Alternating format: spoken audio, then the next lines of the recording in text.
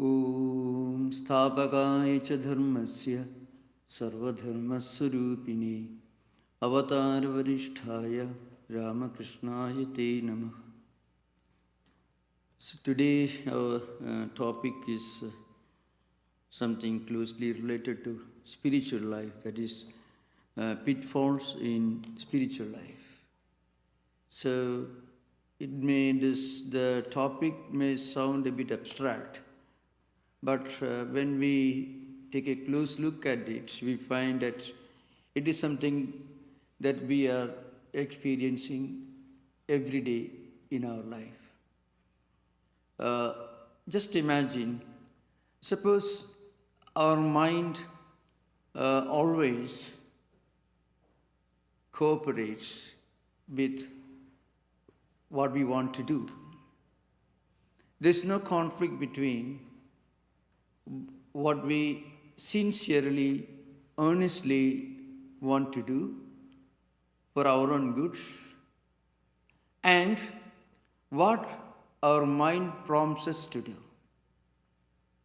These are often in mutual conflict with one another. Our mind is very friendly, very cooperative when we want to do something that's part of our innate nature.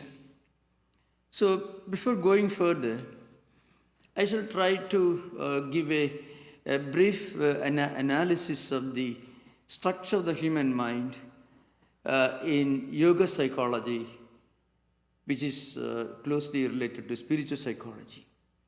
So what is the structure of our mind? Our mind is divided into four compartments. What we think and speculate, that's one part of our mind. What we decide is another part. And where we store our memories, tendencies, impressions, another.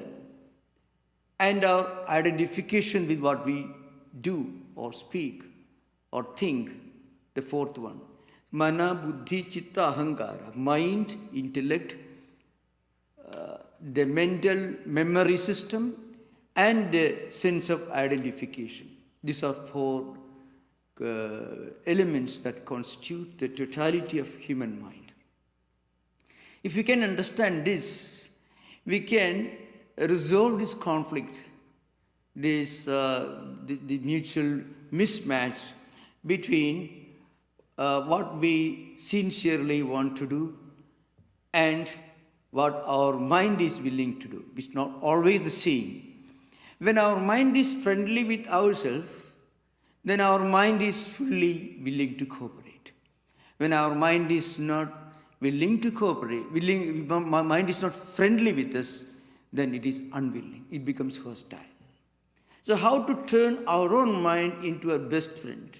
If we could do that, a lot of problems, not only in individual life, in social life, in all spheres of human activities, a lot of problems can be resolved or can be eliminated. So that's what we are going to discuss today. And this problem becomes all the more acute, more critical in modern times, where mind can take things from anywhere in the world.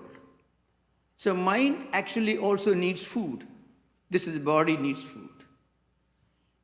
Body falls sick if we eat bad food, toxic food, poisonous food, or unhygienic food. It's natural. It's a matter of experience for everyone. If body is given bad food, it falls sick. It may die eventually. So also mind also will fall sick if we give bad food to the mind. And why do often feed our mind with bad food? And why does mind become hostile when it receives only bad food for us? What is the food for mind? Ideas. These are the ideas, not only just ideas, but ideas is a general umbrella term. Our actions, our words, our thoughts, all these generate ideas and tendencies in our mental system. Technically, it's called samskara. There are certain terms used in yoga psychology and also in Vedanta and also in Buddhism, which modern psychology, mainstream psychology, is observing, accepting without acknowledgement. This is a fact. If you go to any mainstream medical professional, Kais or anywhere, you can talk for an experiment. If you tell them, well, I want to meditate, or you want to read some good books that will help me in preserving mental health, the doctor will tell you, we don't accept that, but we have nothing to do with it. That's very interesting. A capsule can have its impact on the mind, but meditation produces the same impact. The modern medical science is unwilling to accept. But in private conversations, the vast majority of medical professionals specializing on psychiatry and psychology will accept it, but they won't prescribe meditation as a remedy for problem. Then they will lose their job, because the pharmaceutical lobby decides eventually who should be the doctors or who should not be. So there are many things that we are aware of, but not willing to accept. We know more intensely. And second point is, there are certain things that are much more intensely real, but cannot be verified, and they're much more real, much more scientific, and much more acceptable to modern science and technology than even mainstream science and technology. To give an example, we have an ongoing program in our Stanford students-sponsored academic program. Every Sunday at 6 p.m. we have an ongoing session on Indian philosophy, which includes not only Hindu philosophy, but also Buddhism and many other systems of philosophy. Now, some of our very serious students, they often let me know that in America, more than 45%, sometimes even bigger than 45%, maybe more than 50% of people actually believe in the doctrine of karma. When we do something, it has got an impact on our mind. It also produces certain invisible results, which influence our mind, our character, the way we act and live in this world. So kind of link between our action and an invisible result. And they also believe in the doctrine of reincarnation. Again, you won't admit it openly, because basically it's against the teachings of the Abrahamic religious traditions.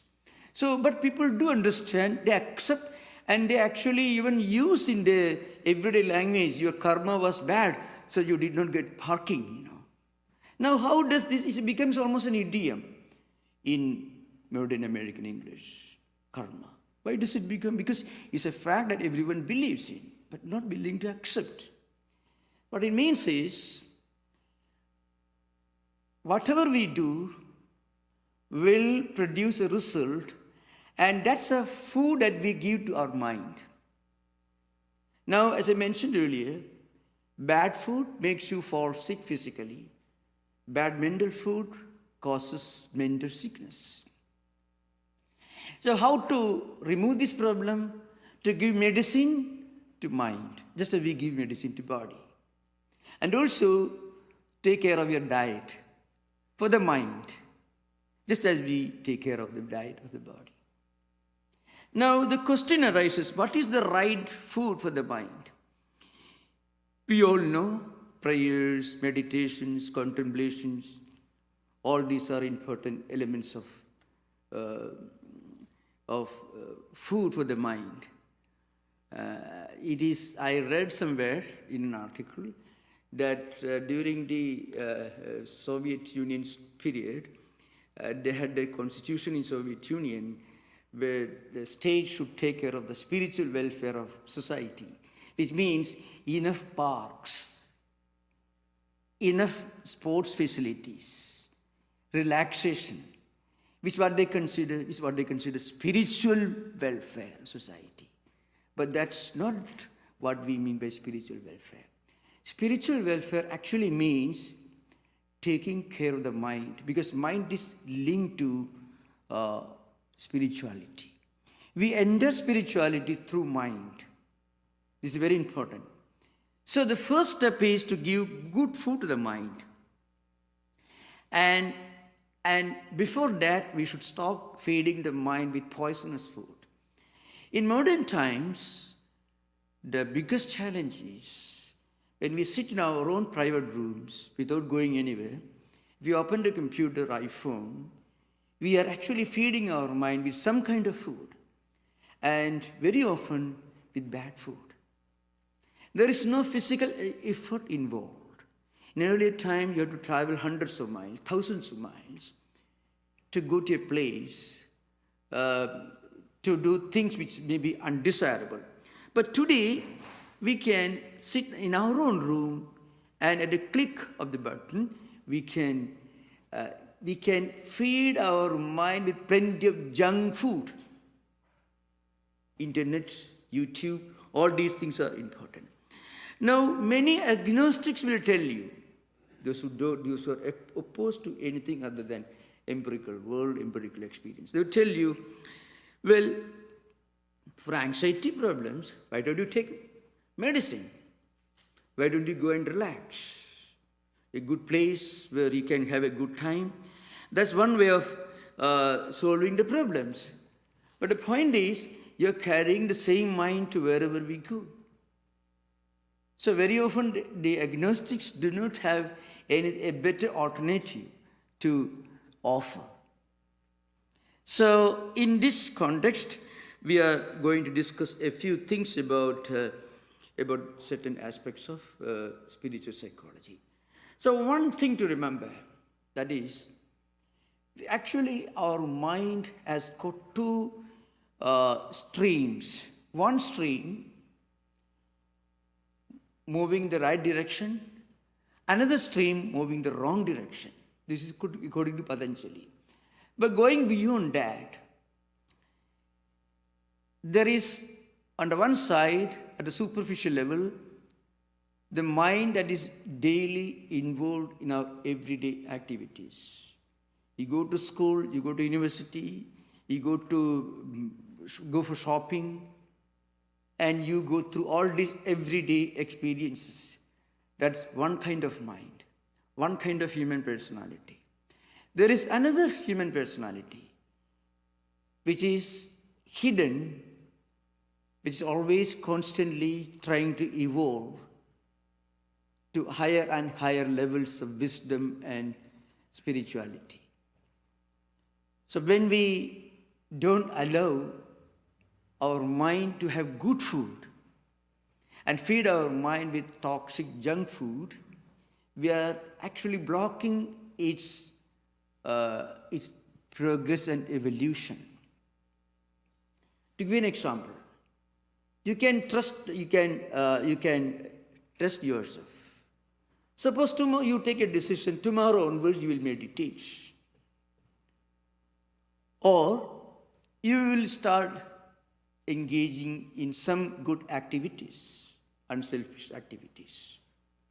Or even reading some book, which may not be a thriller or an entertainer, but which may be extremely helpful for a spiritual life. It could be Sermon on the Mount, it could be Bhagavad Gita, it could be Dhammapada, anything for that, any tradition, Hindu, Christian, Jewish, Buddhist tradition, anything. Some holy book which only will do good for you, and you know that it will be very helpful for you if you read that book. And you sincerely want to do it.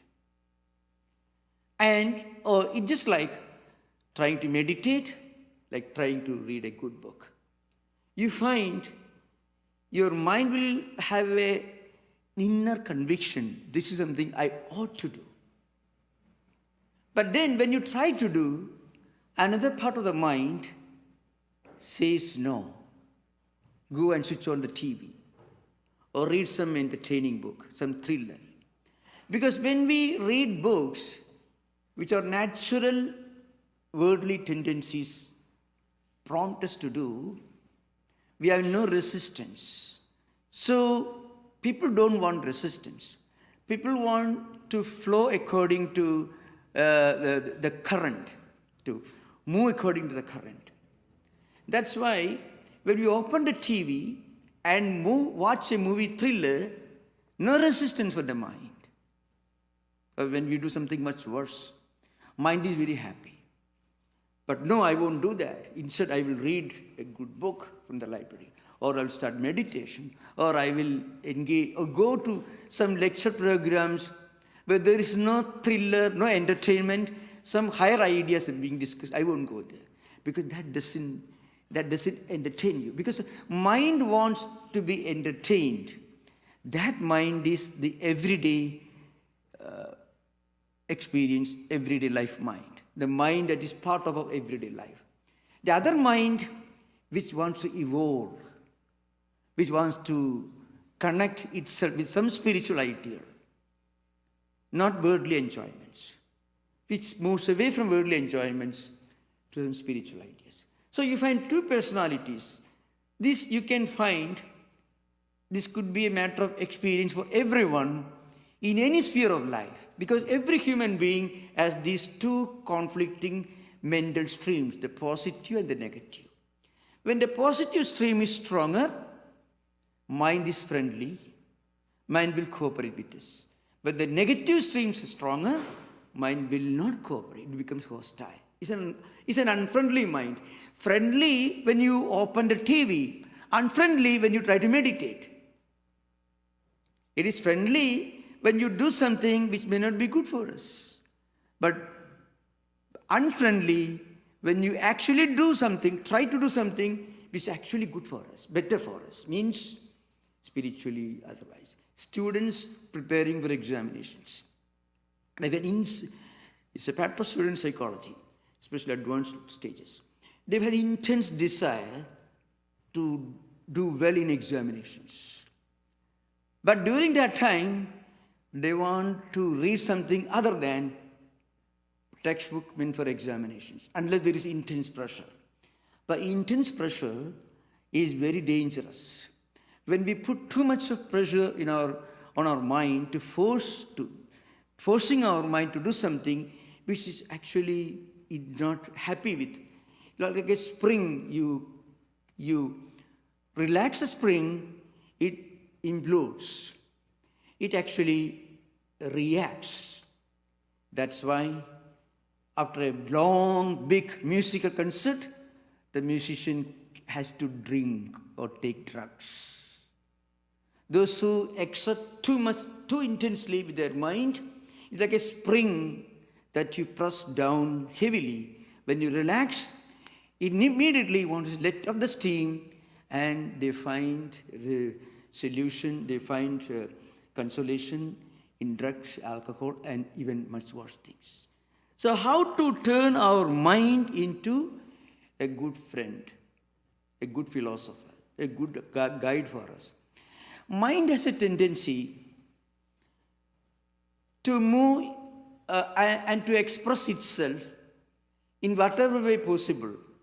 See, I told you it's like a river. Now, there is a flow of water. It's a river or a stream. You try to put a block in its current. It actually tries to overcome that obstacle, and it wants to continue its constant flow. It doesn't want to stop. So, it needs to be diverted into creative channels. So, in order to turn our mind into our best friend, we must divert our mental energies into creative channels, constructive channels. If you have a lot of energy, the energy can be diverted into creative channels. In one of the Yoga Sutras, there is a statement which actually tells you that that is nimittam aprayojagam prakrtinam varanabhedusu tata kshetriyot. It's a very important sutra. What it means is simple. whatever we do to our mind, it is only an attempt to remove obstacles. So I mentioned here that mind has got two streams, the positive and negative, the friendly and unfriendly elements. But in its true nature, mind has its own natural flow towards the positive channel. This is the yoga view, this is a Buddhist view, this is a Vedantic view. Our mind left to itself is not different from Atman. But unfortunately, that mind connects with all worldly objects of enjoyment through the five senses: the eyes, the ears, the sense of touch, sense of smell, and sense of taste. Now, when we try to do spiritual practices, what we are trying to do, we are trying to remove the obstacles in its path, in its own natural progress towards self-fulfillment. So, we should remember that the original, pristine, natural nature of the mind is that it is our friend. But because we give bad food, it becomes hostile. It falls sick. Toxic food, junk food, it falls sick. So, the first thing to do is to give it good food. And what's good food?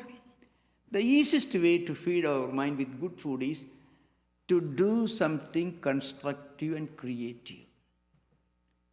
This doing something constructive and creative can have different levels: psychological actions, intellectual actions, physical actions, and so on. Mental actions, thoughts, good words, good activities. Now, we do not have much freedom at the level of our thoughts. We never know, we do not know what the next thought will be that's going to emerge in our mind. We have no control over that. We don't even have control on what we are going to speak next moment. It's possible, but not always. But we do have a control on what we do with our physical body structure. So doing some kind of good physical activity is a kindergarten in training our mind, in turning our mind into a best friend. Because what happens is, when we do some kind of physical activity, the physical activity is not just physical activity. Physical activity creates an invisible result. Any noble activity will have some positive, friendly, refining effect on the mental system. A person may be very bad, very evil, and so on. But if he goes on doing something good every day, eventually you find his mind also changes. Mind evolves. Because physical actions produce two kinds of result. One result at the physical level, another result at the mental, spiritual level. For example, when you every day, if you go to a church or a temple or a holy place, and clean the floor or courtyard every day, because people have difficulty because of some dirt and filth and thorns and weeds. So you clean that, let's say every week.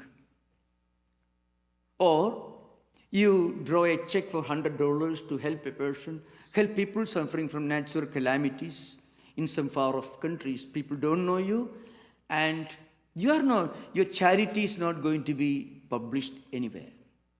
Now that activity will have two effects. One, the people whom you are helping will be benefited. Second, it benefits you, it benefits us. We are losing money, but may I ask the question from a purely utilitarian point of view. We are losing money, but actually we are gaining a much bigger wealth. So people who continue practicing charity will eventually become good, compassionate human beings. And Vedanta will tell you, Buddhism will tell you Maybe not in this life, maybe after 100 life cycles long. Maybe within 300 years you will become a better human being. I know this is a very unpleasant way of dealing with the subject, but the main difference between modern outlook and the traditional Eastern outlook. In Eastern tradition, if we start doing something good today, next day you may be suffering. So I did something very good, but in return I'm getting sufferings. But Eastern religions, Buddhism, Hinduism, Vedanta all will tell you, if not in this life, next life, you are going to get the benefit. This is something unknown in many of the mainstream Abrahamic theological traditions, maybe not in spiritual tradition, but theological traditions. So life is not just one chance. And we are never late and nothing is lost. In fact, this is one of the important topics discussed in the Bhagavad Gita. Arjuna is the student, and Lord Krishna is the teacher. So Arjuna is putting a question. See, suppose I meditate and pray and do good things, but still I don't get the expected result, then I die. After maybe 100 years I die. I didn't get any benefits from my charity, from my good activities. So does it mean that all will go in vain? No results. Krishna tells you, and the reply is, even the least bit of good activity, if you pray just a few times in your whole life, if you practice charity just a few times in your whole life, if you speak only a few good words in your entire life, those good activities will be like small checks we are depositing in a bank. And when the money is put in your name in the bank, you will get the checkbook. Maybe not in this life, next life. In fact, 6th chapter, if you read, you find Ayadis Sadhayo Pedo Yoga Chalidamanasaka Aprapi Yoga Samsiddhim Kam Gadim Krishna Gicchati. Arjuna is asking this question. What is going to happen to me? Krishna tells, Nahi Kalyanad Kristi Durgadin Tada Gicchati. A person who does anything good, he will never lose the benefit of it. Then Krishna goes on to tell you, Tatradam Buddhi Samyogam Labade Paurodekikam Yatateja Tato Bhuyasam Siddho Kurunandana. I'm doing something good in this life. Maybe for a few life cycles, when you are born again, when you are passing in front of a temple, a synagogue or a church, or maybe any good place or any good assembly of good people, you feel a kind of intense attraction to go there. There is no circus, no entertainment, not a movie theater. Some people are speaking some higher things which apparently have no visible utilitarian benefits, but you feel a kind of attraction towards those things. You go to a place, attend a prayer session, and after some time, you feel like coming back. You feel a kind of why does it happen? Sometime in the past, centuries ago, in another life cycle, you have done some prayer. You have done some meditation. You have helped somebody. You have practiced some charity. So that is in your name. So that mind, which is enriched, spiritually enriched, with giving good food to the mind, that mind is now telling you, go there again.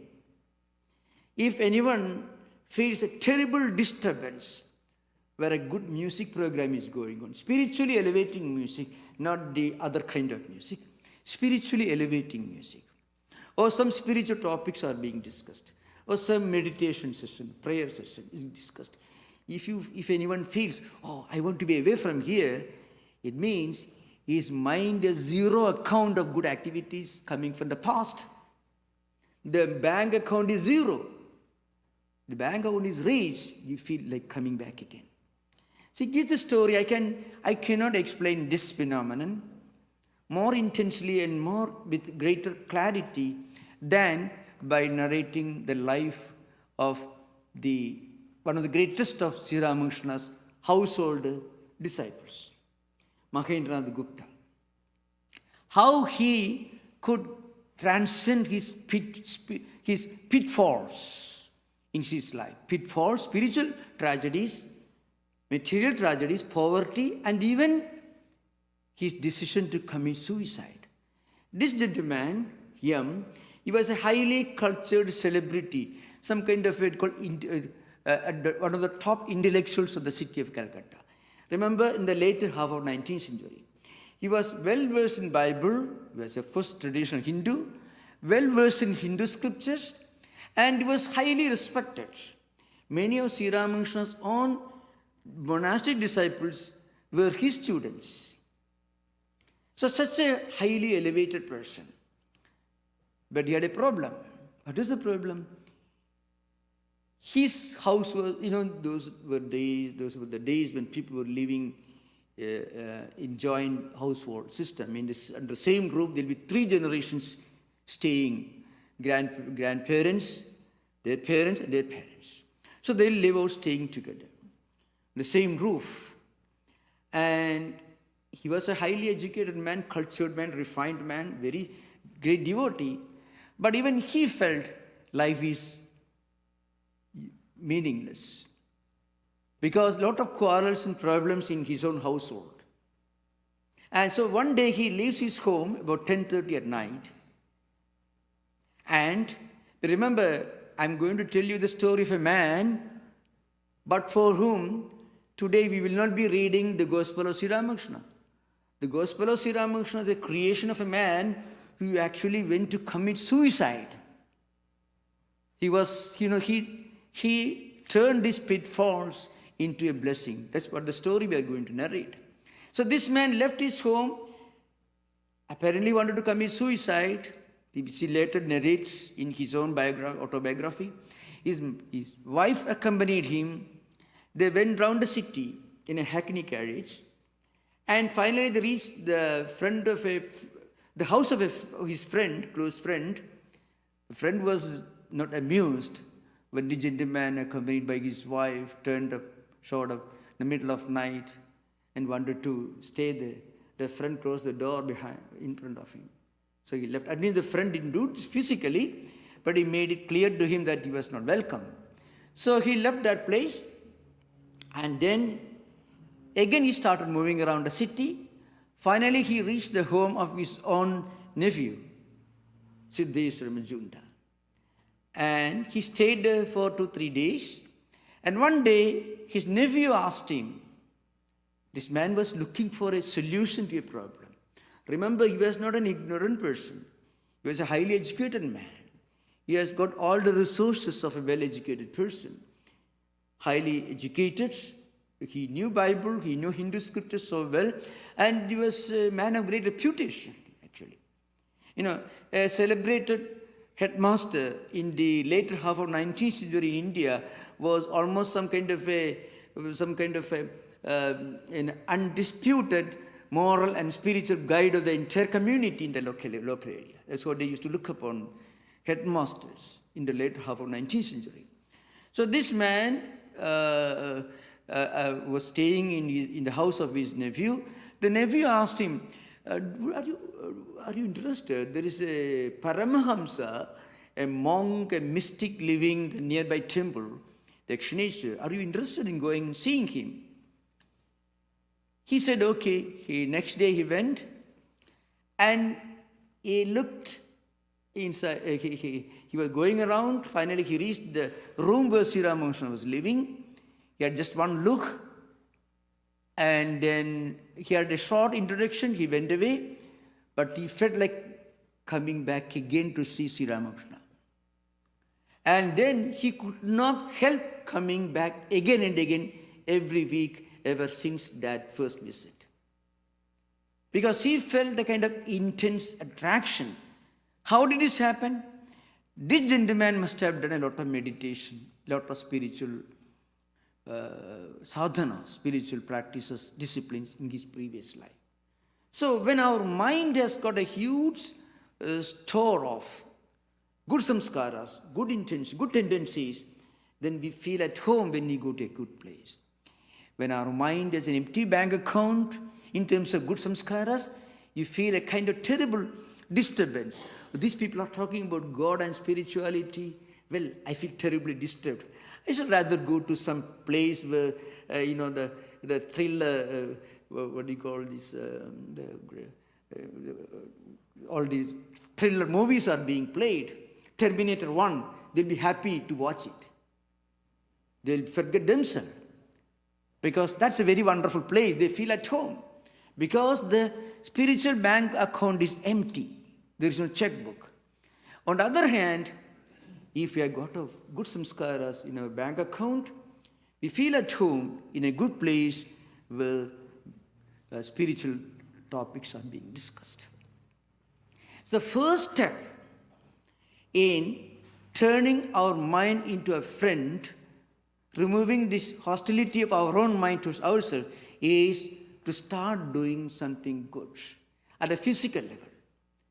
Even the smallest, the least of physical activity, any kind of charity, any good word we speak, all this will produce an invisible effect, and that will slowly turn our mind gradually into our best friends.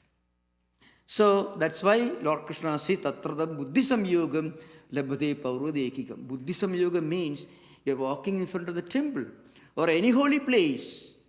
Your mind intensely, naturally get connected to the spiritual vibrations which are being felt inside the hall of a holy place. So at the beginning we may have resistance. If we can overcome this resistance, then we will feel it will become impossible for us to enjoy the Terminator 1, 2, 3, 4 and all that. Rather, we will start enjoying discussions on spiritual topics. So this is an important thing. When we do this, what happens is the second personality becomes stronger and stronger. The friendly part of our mind becomes more and more enriched, more and more reinforced. Our mind will slowly become more and more friendly. And the resistance that we feel at the time of meditation, the time of reading a good book, the time of thinking of some charitable activity, the resistance will slowly disappear, and finally our mind becomes our best friend. Now, some of the pitfalls are very elaborately discussed in the Yoga Sutras. Yoga Sutras talk about 9 obstacles that every normal human being will have to face in his or her spiritual life. It's not only while trying to meditate or attending a prayer. Even when you go to a library and want to read a good book, there may be many books which may not be so very good. There may be many books which may be really good. There are books that may help us in turning our mind into a best friend. And there may be bad books which be like junk food for the mind. Junk food, poisonous, toxic food for the mind. So these 9 obstacles called andaraya means these 9 obstacles can be felt by every normal human being, except hardcore criminals. So recently I read some advanced books on criminology. In criminology, till about 50 years ago, generally people the advanced criminology used to believe that every criminal has a feeling, in some cases may be very strong, in some cases may be very weak, feeling, well, I did something wrong, something I could have rather avoided. So common, this may be true for Genghis Khan, Attila the Hun, everyone. This used to be the view of modern criminologists. But during the last maybe 30, 40 years, there are more advanced theories which are being proposed. That is, there is a small, tiny group of hardcore criminals who don't have this, that thin, inaudible voice that we frequently feel as it coming from our own inner mind, inner consciousness. when we try to do something which may not be necessary, may be unpleasant, which may not be a good activity, that thin voice will be, please better don't do that. This will be very strong in advanced spiritual sadhakas, spiritual seekers, be very vague, almost inaudible in the case of people who have a strong negative tendencies. But there's a small, tiny fringe group, small group of people for whom this voice is shut out.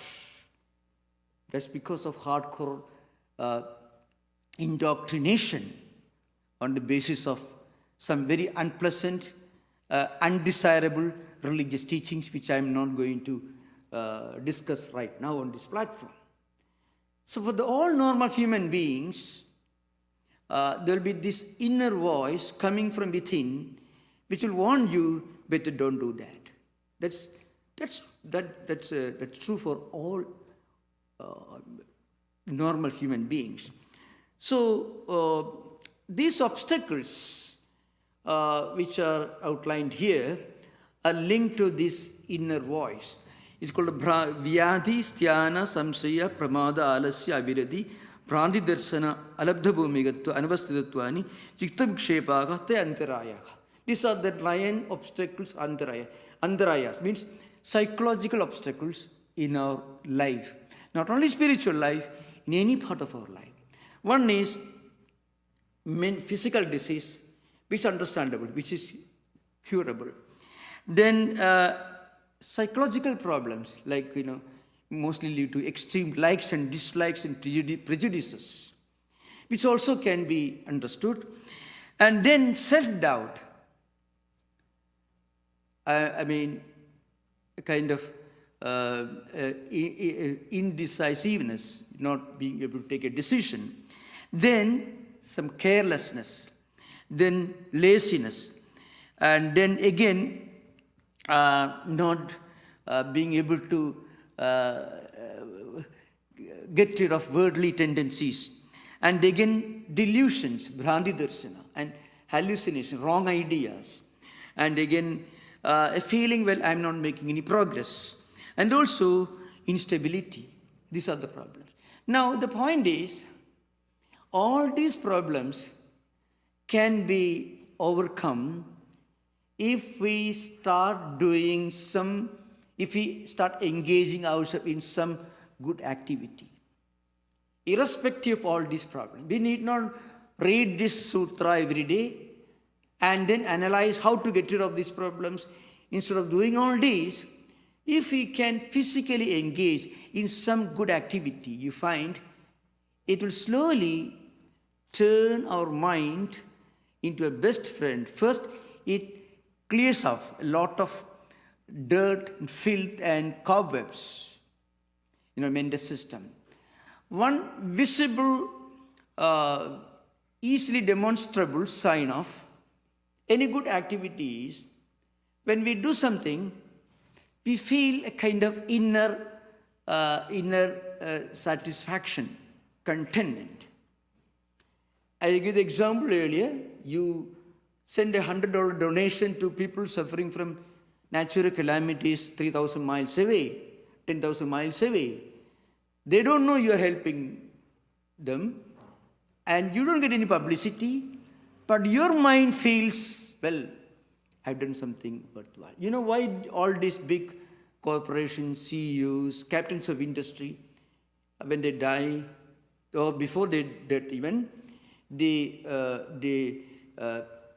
earmark a huge chunk of their own wealth for charitable activities, philanthropic activities in distant places. You know why they do that? They want to get this little sleep. They want to reduce the pills they are taking for every day, getting 4 hours sleep. When we do something good, our mind gets this healing effect. Our mind feels a kind of inner contentment. You alone will experience that. Nobody else will know. No medicine can do that. Medicine can postpone problems, and the problems will return with greater intensity, with the vengeance.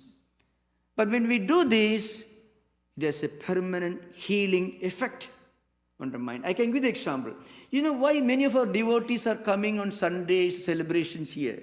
I can give the example right from the history of San Francisco Vedanta Society. We have got large number of devotees who spend time, energy, money, everything to make the show to keep going. You know why they do that? They are getting something in return. We don't give them anything. They lose money, they lose time, everything. Because when they do this, it benefits people. They get the feeling, oh, we have done something worthwhile. The inner conviction can bring down BP, it can reduce inner tension, it will have a healing, soothing, refining, tranquilizing effect on the mental system. Many of the twisted karmic blocks will slowly be loosened. Karmic blocks are a term used in Vedanta and also Buddhism and also in Yoga Sutras. When we do something, we feel a kind of inner resistance against doing that. That's because some of our actions coming from previous life cycles have created tendencies and impressions which will not allow you to do something good in this life. It all stored up in karmasyas. Karmasya means a repository of samskaras, which will manifest in so many innumerable life cycles. All these twisted karmic blocks will be loosened. Our mind will be strengthened and straightened when we start doing something good. Now, people may not be aware of this. A billionaire spending millions of dollars for charity activities, philanthropic activities in some third world countries or African continent, he may not be aware of this, but is aware of one thing. When he does this, oh, I have done something worthwhile. He may not be able to recognize and connect with any spiritual experience, but he feels that. And that has healing effect on his own mind. And he wants that. He cannot get it from the pharmaceutical shops, Walgreens or anywhere. No doctor can give him that. Only his own activity, his own sense of charity, compassion, and inner goodwill can earn him this healing effect. Now, when we do this, all these 9 obstacles will slowly start disappearing. First they get loosened, the karmic blocks are being loosened, and finally we feel little bit of inner joy. When this is continued, what happens is, eventually we feel that our mind is okay. Our mind is now fully cooperating with us when we try to do something good. When we try to meditate, the resistance is less. Conflicts are gone. We feel like, we feel at home in a place where meditation is happening, taking place, where spiritual activities are going on. So this is what I mentioned earlier, that Patanjali Sutta, Nimittam Prayojagam Prakritinam Varanabhedastu Tatakshetrikavate. Every spiritual practice, every charitable activity, it has the effect of removing the obstacles on the way of the river that wants to flow towards the ocean. The river will flow towards the ocean. It may go through different mountains and other barriers. But when you remove the obstacles, then it flows slowly. The example, actually, the sutra has got a metaphor and an allegory about it. It's a graphic sutra. It means like a farmer. Kshetrika means farmer. A farmer wants to irrigate the field, and he has to bring water from the nearby river, well, or maybe lake, whatever maybe. So he wants to cut a canal connecting the lake with the field which he wants to irrigate. Now when he cuts a canal for 1 mile, what he does is he's removing the earth, the soil, along the route of the canal for 1 mile. He did not actually cut a canal, he only removed the earth, the soil from the root. Then the water flows from the lake to the field. Like that, our mind is in its pristine nature. It is our mother is our best friend. But we have given it bad food, toxic food, the internet, the YouTube, and the movies, and also undesirable activities. All these are different ways of feeding the mind with toxic food. Just as the dog will bite you, maybe your pet dog, if you feed your own dog with thorns and stones, it will bite you. If you dog biscuits, it may be quite in good terms with you. Like our own mind will bite us when we feed our own mind with bad food. No better than the dog. So of course I have all respect and admiration for the dogs. Please don't misunderstand. The second, but the point is, the metaphor, the comparison is very apt here. So what we want to do is to remove the obstacle. And the first and the best, at the primary school level, at the kindergarten level, what we do is to remove the earth and soil that stands between, as a stumbling block, between the lake and the field. We remove that, and the result is 1 mile long canal. The water slowly flows in the field. So, in this is perhaps the only way we can we can prevent our mind from becoming our own worst enemy. Remember, mind doesn't take a neutral stand. If you don't give it good food, it will certainly eat bad food on its own without your support. Mind doesn't, it doesn't have a neutral stand. That's why mind is always in a flux. William James, stream consciousness, the constant, continuous flow of thoughts in the mental stream. It is, of course, as well recognized in the Indian psychology, Buddhist psychology, yoga psychology, as maybe William James and other modern psychologists. So mind, as it's very important, mind doesn't stand neutral. So you should keep feeding your mind with good food. Otherwise, it will eat bad food. And if it eats bad food, it will fall sick, like body. And if you fall sick, anxieties, worries, even you can imagine great man like Yam had to face it. And when Yam met Sri Ramakrishna, actually he began a new life. He was the one who thought of putting an end to his life, but Sri Ramakrishna gave him a new life. And he's one of the most exalted figures in the tradition of Ramakrishna, Vivekananda, the Holy Mother heritage. Yam, the chronicler of the Gospel of Sri Ramakrishna, he gave this marvelous spiritual gift to entire humanity in the form of the Gospel of Sri Ramakrishna.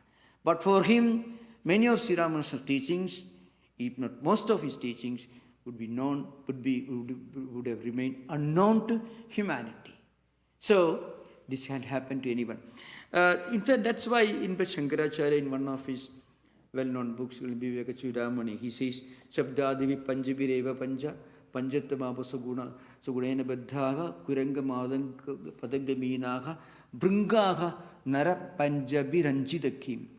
Shankaracharya, in one of his smaller books, but very important poetical work, he talks about these pitfalls of human mind and the predicament of modern man. He's giving an example from the animal kingdom. Now,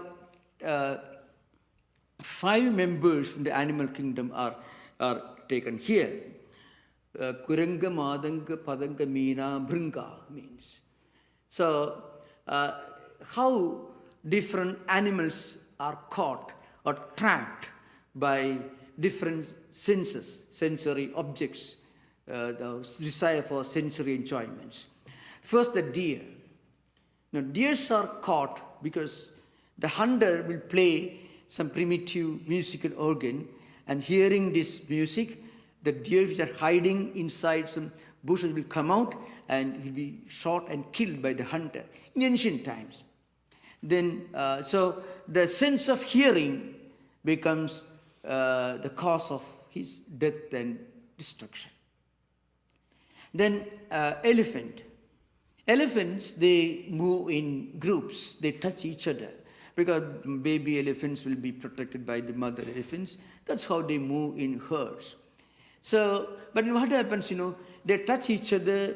That sense of touch that overwhelms them, and sometimes some of them will fall in the traps, huge pits dug by elephant hunters, those who trap elephants. That's how they lose their freedom, sometimes even their life.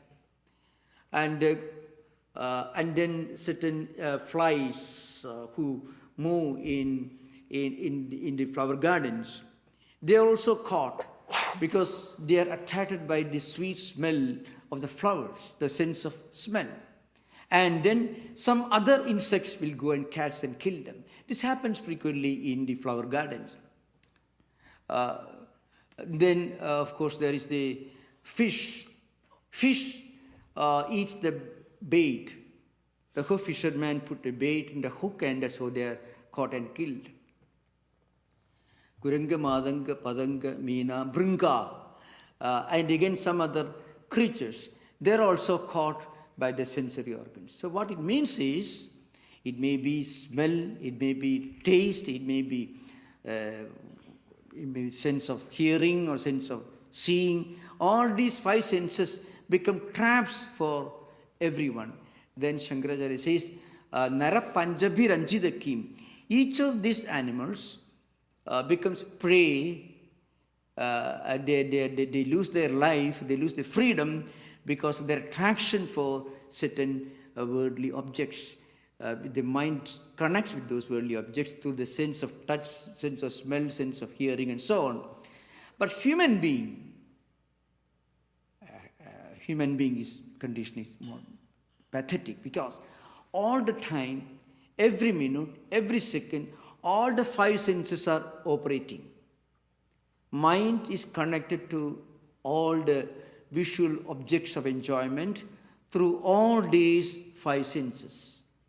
So all these five senses can bring to human mind a lot of toxic food, poison, unhygienic food, through ideas, concepts, views, and tendencies. Because when we see something, when we hear something, these experiences will deposit a strong tendency in our mental system. That tendency may not always be helpful. Sometimes can create hostile tendencies within mind itself.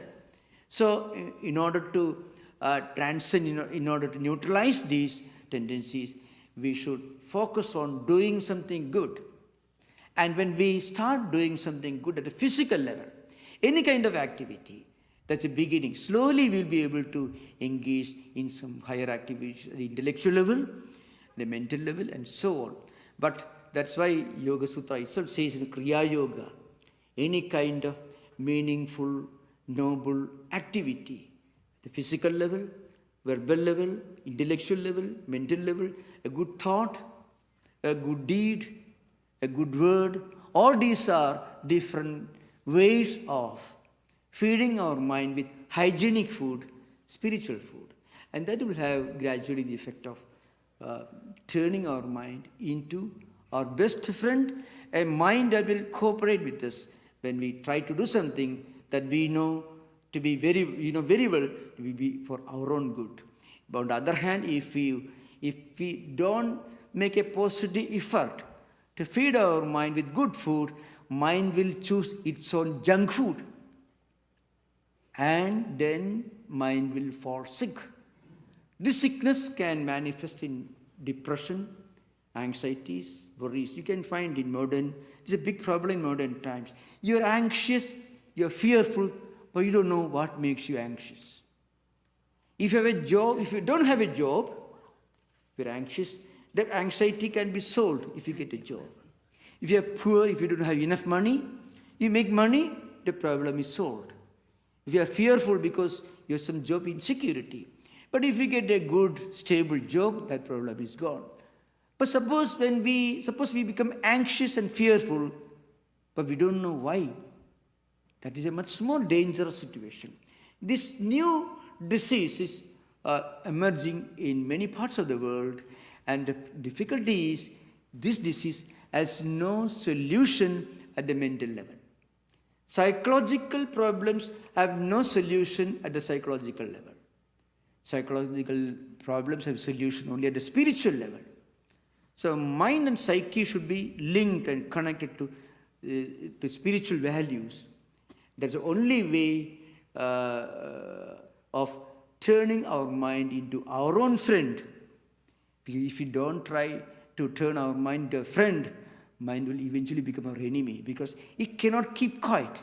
It wants food. It always wandering. You can imagine what all thoughts are coming in our mind. It doesn't seek our permission. It comes on its own. So keep our mind fed with good food. So the only way to get rid of problems of mind in modern world. So thank you. I have made a very brief, very superficial effort to deal with this problem, which will actually require several hours of discussion. And after this, we will have, today, we will have music, and then we will have, as usual, we're going back to pre-COVID times. We will have music, then collection, of course, then we will have greetings, and then we will have question and answer in Vivekananda Hall. Now, thank you. Om Shanti Shanti Shanti Harihi Om Tat Sat Sri Ramakrishna Arpanamastu.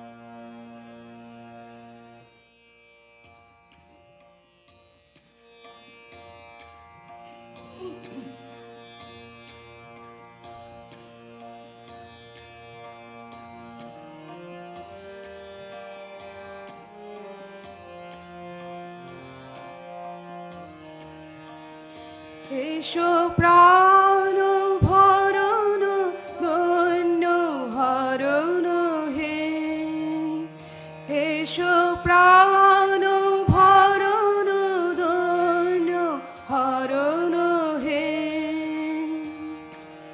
বিশ্বভুব পরম শরণ হে, প্রাণ ভরণ দৈন্য হরণ হে, এসো প্রাণ ভরণ দৈন্য হরণ হে।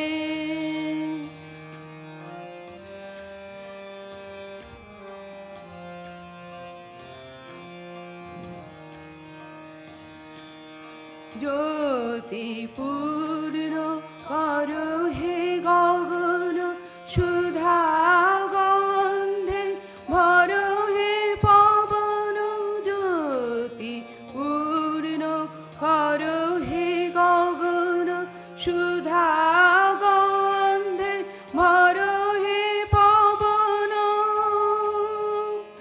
গরচিত্ত ভবন শান্তি সদন, দুঃখ বিঘ্ন তরুণ হে, এসো প্রাণ ভরণ দৈন্য হরণ হে, এসো প্রাণ ভরণ দৈন্য হরণ হে।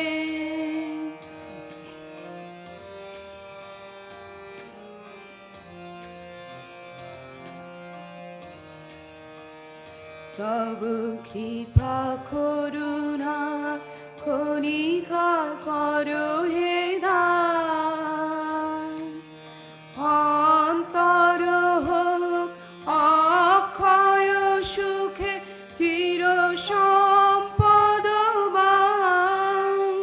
তব কৃপা করুণা কণিকা করো হে দান অন্তর হোক অক্ষয় সুখে চির সম্পদবান প্রেম সিন্ধু হৃদয়ানন্দে চলুক বহিয়া ছন্দে ছন্দে প্রেম সিন্ধু হৃদয়ানন্দে চলুক বহিয়া ছন্দে ছন্দে হোক জীবন ধন্য এসো অনন্য বারাও শান্ত চরণ হে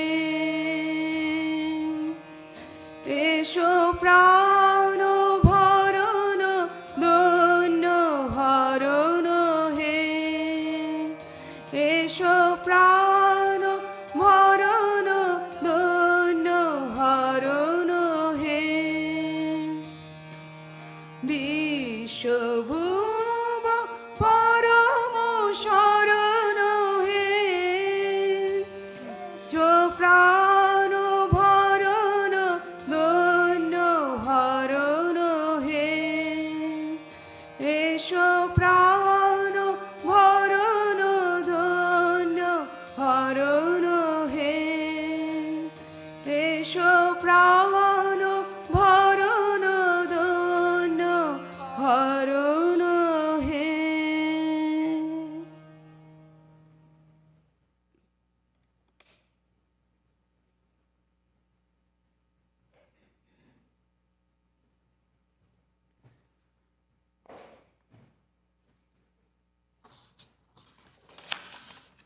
Fifth announcements. The subject for next Sunday is an introduction to yoga psychology. Childcare is provided during our Sunday lectures. On Sunday evenings, there is an online class at 6 p.m.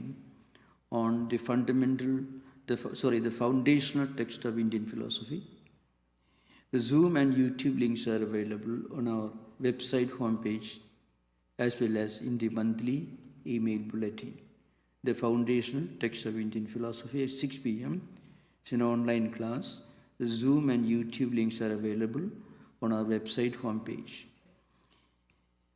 On Wednesday evenings, we have Vespers with meditation at 7:30 p.m.